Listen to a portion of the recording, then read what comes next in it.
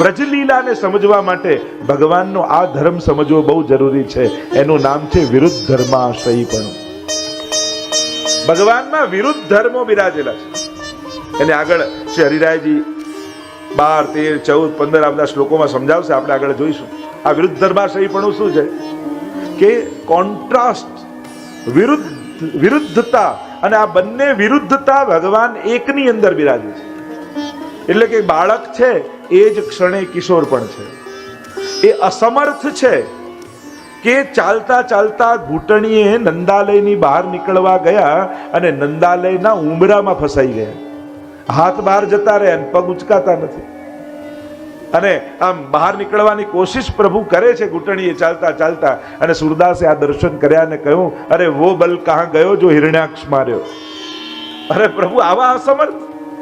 પણ એ જ ઠાકોરજી પાછા તૃણાવર્તને એ શકટ ભંજન કરે, પૂતના વધ કરે, જે ઉંબરોય નથી ઓળંગી શકતા. એટલે અસમર્થ છે એ જ ક્ષણે પ્રભુ સર્વ સમર્થ પણ છે. તો આ વિરુદ્ધ ધર્માશ્રયી ગુણો આપણે આગળ જોઈશું. અહીંયા 3જા શ્લોકમાં પ્રભુના અંતરંગ 2 ધર્મોની ચર્ચા કરી. ભગવાનના આ 2 અંતરંગ ધર્મોની વાત કરીને એના પરથી 2 ભેદ પ્રભુના સ્વરૂપના થયા. તો 2 અંતરંગ ધર્મો કયા છે? એક છે ઐશ્વર્ય અને બીજું છે માધુર્ય. ઐશ્વર્ય આદિ એટલે ઐશ્વર્ય, વીર્ય, યશ, શ્રી, જ્ઞાન, વૈરાગ્ય, જેને આપણે ભગ કહીએ. જો જેની પાસે ધન હોય એ ધનવાન, એમ જેની પાસે ભગ હોય એ ભગવાન. તો ભગ કોને કહેવાય? તો કે ભગવાનના 6 ગુણો છે ને એને ભગ કહેવાય. ઐશ્વર્ય, વીર્ય, યશ, શ્રી, જ્ઞાન અને વૈરાગ્ય.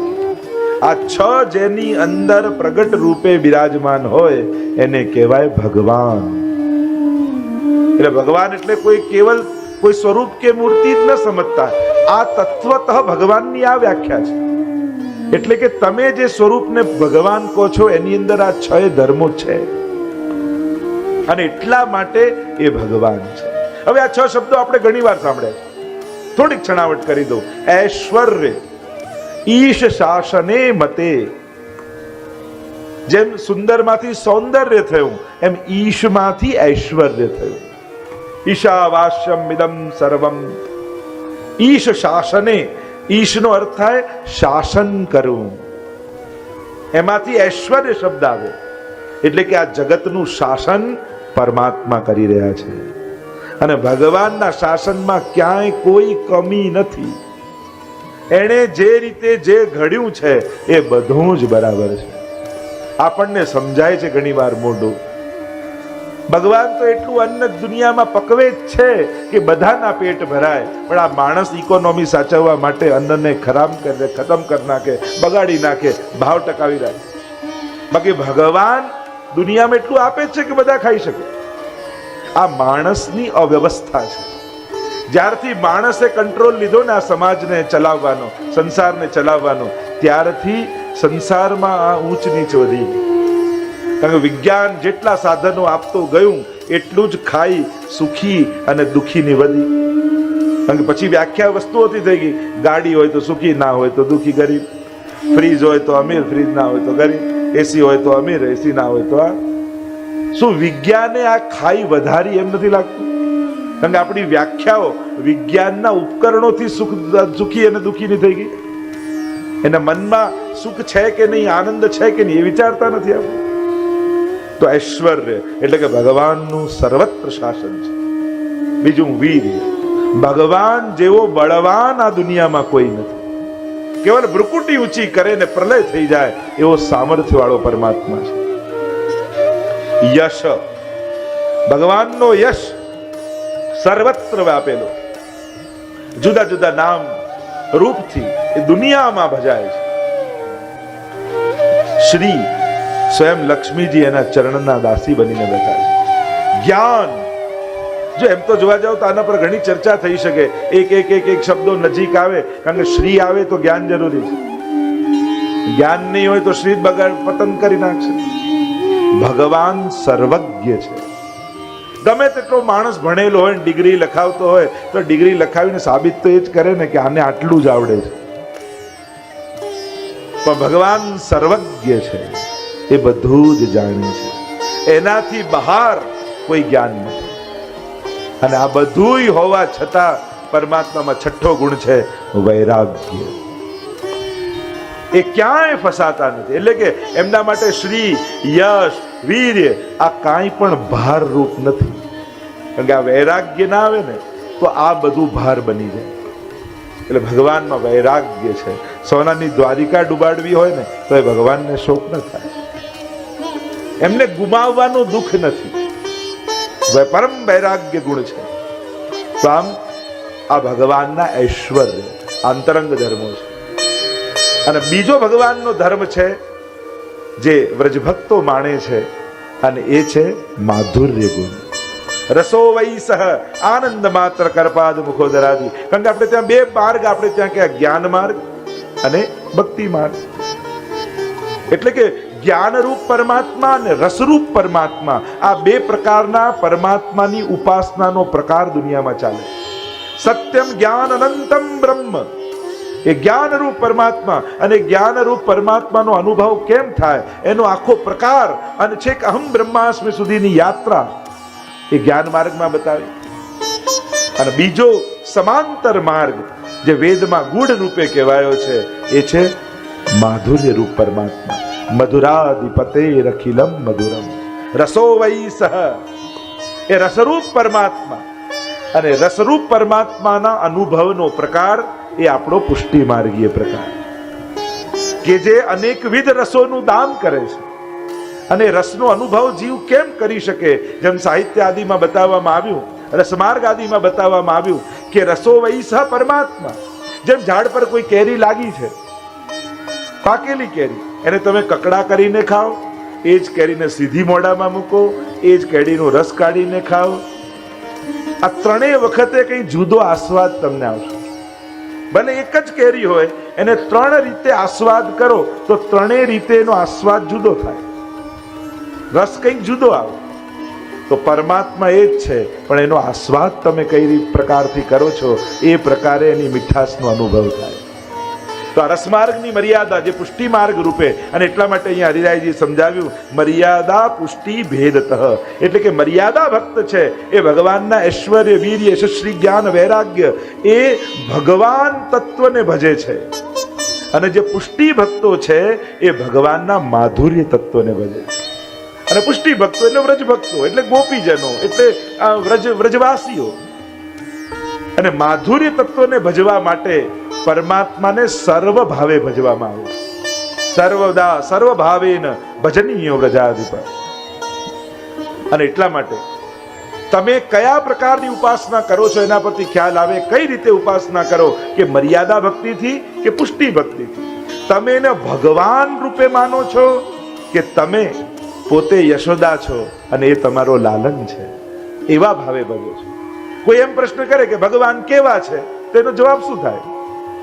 એ જ થાય, એનો એક જ જવાબ હોઈ શકે, તારો જેવો ભાવ છે ને ઠાકોરજી એવા છે. અને ગીતાજીમાં ભગવાને પ્રમાણ કરી આપ્યું, યે યથા મામ પ્રપદ્યન્તે તાસ થૈવ ભજામ્યહમ. જે જે રીતે મને ભજે છે હું પણ એને એ રીતે જ ભજું છું. હવે તમારો જેવો ભાવ ઠાકોરજી તમને એવા થઈને મળશે.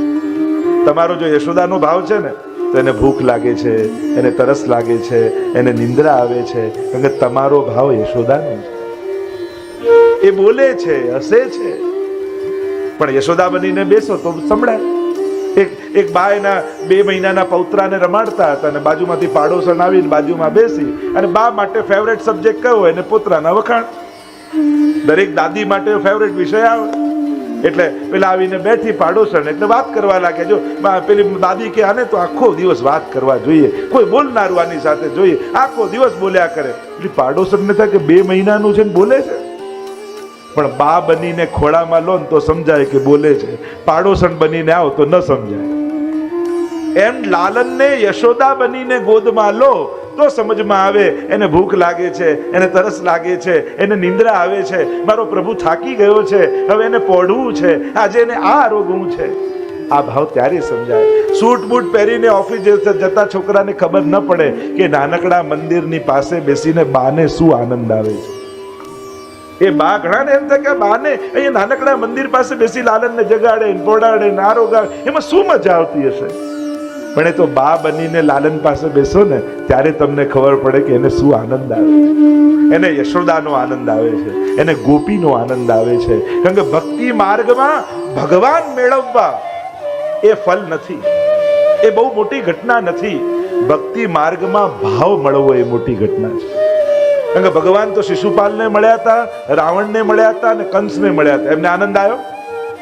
ભગવાનને જોઈને શિશુપાલને કયો શ્લોક યાદ આવ્યો? ગાળો જ યાદ આવી. ભગવાન મળવા જ બધું હોત તો શિશુપાલની સામે ભગવાન આયા એટલે સ્તુતિ કરવી જોઈએ. એમ તો અપશબ્દો યાદ આવ્યા. કંસને તો મારવાની ઈચ્છા થઈ, રાવણને વધ કરવાની ઈચ્છા થઈ રામનો. ભગવાન મળવા એ બહુ મોટી ઘટના નથી, ભાવ મળવો એ મોટી ઘટના. અને જે દિવસે તમને આ માધુર્ય ભાવ પ્રગટ થાય, એટલે કે સર્વ ભાવ, ત્વમેવ માતા ચ પિતા ત્વમેવ ત્વમેવ બંધુશ્ચ સખા ત્વમેવ, એ જ આપણા સર્વ ભાવનો પોષક છે. અને આવી ભાવનાથી ભગવાનને ભજો, એ ભગવાનનું માધુર્ય સ્વરૂપ છે. એમ બે ભેદ અહીંયા હરિરાયજી બતાવ્યો. તમને પુષ્ટિ ભક્તિ માટે તૈયાર કરી રહ્યા છે કે સ્પષ્ટતા સમજી લો. તમારે ભગવાન તરીકે ભગવાનને ભજવા છે તો એ જ્ઞાન માર્ગ અને મર્યાદા માર્ગની ઉપાસના દ્વારા તમને થાય. અને તમારે કૃષ્ણને મેળવવા છે ગોપી બનીને, તમારે બાલકૃષ્ણને મેળવવા છે કે યશોદા બનીને, તમારે એની જોડે રાસ કરવો છે, તમારે એની જોડે ગૌચારણ કરવું છે, તો પછી ગોપી બનો, તો પછી એના માધુર્યની ઉપાસના કરે. અને કરે જ છે.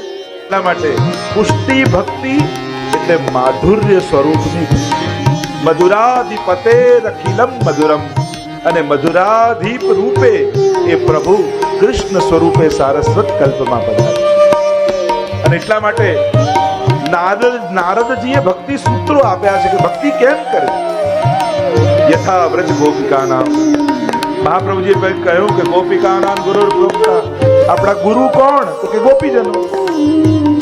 આ ગોપીઓ ગુરુ બનીને આપણું પથદર્શન કરે. આ માધુર્ય. આગળના શ્લોકોમાં પ્રભુ શ્રી હરિરાય મહાપ્રભુજી પ્રભુના વિરુદ્ધ ધર્માશ્રયી ગુણને બતાવી રહ્યા છે. હવે તમે માધુર્ય ભક્તિ કરવાનું નક્કી કર્યું, માધુર્ય સ્વરૂપની ઉપાસના કરવાનું નક્કી કર્યું. કારણ કે આપણે બધા સંસારી લોકો છીએ અને સંસારી સંબંધોને સમજે. આપણે સંબંધોને જાણીએ. આપણને આ ભગવાન ને કેમ ઈશ્વર ને કેમ આ જ્યોતિ ને કેમ એની ચેતના ને કેમ એને અનુભવવું, આ બધું અમારા માટે બહુ દૂર છે. અમે જાણીએ આ પિતા, આ માતા, આ ભાઈ, આ બહેન, આ સખા, આ પતિ, આ પત્ની, આ મિત્રો, આપણને બહુ સુગમ લાગે. આ સંબંધો રોજ જીવતા હોય તો અમારા મહાપ્રભુજી કહે, ચલ જે તું જાણે છે ને એ જ ભાવને તું ભગવાનમાં લગાવી દે. સર્વ ભાવે ત્વમેવ માતા ચ પિતા ત્વમેવ ત્વમેવ બંધુ ચ સખા ત્વમેવ. અને આમ કરી આપણા જે લૌકિક સંબંધોની લાગણીઓ છે એ લૌકિક દેહને છોડી અને અલૌકિક એવા પરમાત્મામાં લગાડી દઈએ ને તોય આપણો ઉદ્ધાર થઈ જાય. આ સર્વ ભાવે, આ સર્વ ભાવો. ગોપીઓ જ્યારે દોડીને આવી ત્યારે પ્રભુએ રાસમાં કહ્યું કે અરે તમારા બંધુ સખા મિત્રો બધા તમારી પ્રતીક્ષા કરતા હશે, પાછા જાઓ ઘરે. ગોપીઓ કહેવા લાગી, આપ જે જે વ્યક્તિઓના શરીરના નામ ગણાવો છો એ બધા સંબંધીઓના શરીર છોડ્યા છે, લાગણીઓ તો લઈને જ આવ્યા છીએ. અને આ બધી જ લાગણીઓ હવે આપને ધરવા માંગીએ છીએ. આપ જ અમારા પિતા, આપ જ અમારા બંધુ, આપ જ અમારા સખા. સર્વ ભાવો અમે આપનામાં જોડવા માંગીએ છીએ. અને અમારો કૃષ્ણ છે ને એ સંબંધોથી ભાગવાની વાત નથી કરતો. અમારો કૃષ્ણ દરેક સંબંધોને નિભાવવાની વાત કરે છે. દરેક સંબંધોમાં ભગવાનને મૂકીને જોઈ લો. પિતા કેવો હોય તો કૃષ્ણ જેવો, ભાઈ કેવો હોય તો કૃષ્ણ જેવો, પુત્ર કેવો હોય તો કૃષ્ણ જેવો, પતિ કેવો હોય તો કૃષ્ણ જેવો, મિત્ર કેવો હોય તો કૃષ્ણ જેવો. દરેક સંબંધોમાં તમે કૃષ્ણને મૂકીને જુઓ, એના જેવો તમને કોઈ સંબંધી નહીં મળે કે જેણે સંબંધ માટે આખી જીવન લગાવી દીધું. શ્રી કૃષ્ણ ચરિત્રનું અવલોકન કરો તમે એક ઐતિહાસિક રૂપે પણ તો તમે જોશો તો દરેક સંબંધોને નિભાવવામાં ભગવાને આખું જીવન સમર્પિત કર્યું છે. ભગવાન જેવો સંબંધી દુનિયામાં કોઈ નથી. અને એટલા માટે મીરાબાઈએ કહ્યું, એસે વર કો ક્યા વરું, જો જન્મે મર જાય, વર વરીએ ગોપાલ સો, મેરો ચુડલો અખંડ જાય. કે જે વિધવા મૂકીને જાય એને વરું, એના કરતા સદા સુહાગીન થઈને જાઓ એવો વર કૃષ્ણને ન વરી ગયો. તો સંબંધ બાંધવો હોય, આપણે સંબંધોને જાણીએ છીએ, અને એટલા માટે આપણા માટે આ મધુરાધિપતિ કૃષ્ણ બહુ નજીક પડે છે, કે જે આપણી લાગણીઓને સમજી શકે. આ લાગણીઓને છોડી બહુ અઘરી છે, ના છૂટે. સંસારમાં આટલા જન્મ જન્માંતરથી રહેતા આવ્યા અને આપણે સંબંધોને સમજીએ, લાગણીઓને સમજીએ. એટલે અમારા મહાપ્રભુજી એવો સુંદર માર્ગ તમને આપ્યો ને કે અચ્છા આ બધું નથી છૂટતું ને, ચલ એમ કર, તારા ઘરના મેમ્બરમાં એક મેમ્બર વધારી લે અને ઠાકોરજીને તારું ઘરનું સદસ્ય બનાવી લે. અને ઘરમાં બધાને જેમ પ્રેમ કરે છે ને એ બધો જ પ્રેમ ભેગો કરીને ઠાકોરજીમાં લગાવતો જાય. ગૃહમ સર્વાત્મના ત્યાજ્યમ તચ્ચે તક્તુમ ન શક્યતે કૃષ્ણાર્થ તન્નિયુજિત કૃષ્ણ સંસાર મોચક. કારણ કે બીજા બધી લાગણીઓને બંધનો બાંધશે, ભગવાન જોડેનો પ્રેમ તને બધી ગાંઠોમાંથી છોડાવશે. આ મધુરાધિપતિ કૃષ્ણ, અને એ આપણા સેવ્ય, એ આપણા આરાધ્ય. અને આપણે કોણ? કે વ્રજ ભક્ત. અને એ ભાવની ભક્તિની શરૂઆત એ પુષ્ટિ ભક્તિ કહેવાય. પણ આ કૃષ્ણ તત્વને જે વ્રજમાં પ્રગટ થયું, એ વ્રજ લીલાને સમજવા માટે પ્રભુના આ ત્રણ બાબતોને સમજવી બહુ જરૂરી છે. આ ત્રણ વસ્તુને સમજશો તો કૃષ્ણ લીલાનો આનંદ લઈ શકશો, સુબોધની આદિ, ભાગવતજી આદિનો આનંદ લઈ શકશો. કન્ફ્યુઝન સમાપ્ત થઈ જશે. નહીં તો ઘણી વાર આપણને પ્રભુ સંબંધી ઘણી કન્ફ્યુઝન થાય કે બાલક છે કે મોટા છે, કે હમણાં આમ કરે છે, હમણાં આમ કરે છે. પ્રભુ કેવા? તો સૌથી પહેલો સિદ્ધાંત, અને એ મહાપ્રભુજીએ બતાવ્યો નિત્ય લીલાવાદનો સિદ્ધાંત, કે પ્રભુની લીલાઓ નિત્ય છે. નિત્ય મીન્સ ઇટરનલ, શાશ્વત. એટલે એમ ન કહેવાય કે લીલા ભગવાન કરતા હતા, આજે પણ એ લીલાઓ થઈ રહી છે. નામ રૂપ લીલા ધામ ભગવાનના આ ચારે શાશ્વત છે, નિત્ય છે, અખંડ છે. અને એટલા માટે આજે પણ વ્રજમાં આ બધી લીલા ચાલી જ રહી છે. એટલે તમે વ્રજયાત્રા કરવા જાઓ તો તમે કઈ ભગવાનના ચિહ્નો ગોતવા માટે, ઇતિહાસ શોધવા માટે નથી જતા. ત્યાં આજે પણ લીલા થઈ રહી છે એનો અનુભવ કરવા જાઓ. અને જો આજે પણ લીલા થઈ રહી છે તો આજે પણ તમને અનુભવ થઈ શકે છે. ઘણાને એમ થાય કે આ બધું તો આટલા વર્ષો પહેલા થયું, તો હવે એ લીલાનો અનુભવ કે અમે રાસમાં પ્રાપ્તિ થાય, અમે આ લીલામાં પ્રાપ્તિ થાય, અમે આમ પ્રાપ્ત કરી, તો હવે કેમ થઈ શકે? એ થઈ એટલા માટે શકે કે આ લીલાઓ આજે પણ ચાલી રહી છે. આ પહેલો સિદ્ધાંત પુષ્ટિ ભક્તિનો, નિત્ય લીલાવાદ, અખંડ લીલાઓ છે. અને એના અનેક પ્રમાણો પણ તમને ભાગવતજી આદિમાં આપી શકું કે લીલાઓ શાશ્વત. જેમ ધ્રુવજીનું ઉદાહરણ લઈ લો. નારદજી પોતે એમને કે તું મધુવનમાં જા, અને ત્યાં પરમ પવિત્ર યમુનાજીનો તટ છે ને પ્રભુની અનેકવિધ લીલાઓ થઈ રહી છે. હવે ધ્રુવ ચરિત્ર તો પૂર્વનું છે, હજી કૃષ્ણ લીલા તો થઈ નથી, પણ પહેલેથી કહી દીધું. કારણ કે આ લીલાઓ અખંડ છે, શાશ્વત છે. એવી તો ઘણા પ્રમાણો સાથે ચર્ચા કરી શકાય. તો નિત્ય લીલાવાદ. બીજું, વિરુદ્ધ ધર્માશ્રયિતાનો ગુણ પ્રભુનો. અને ત્રીજું, સર્વ ભાવનો સ્વીકાર પ્રભુનો.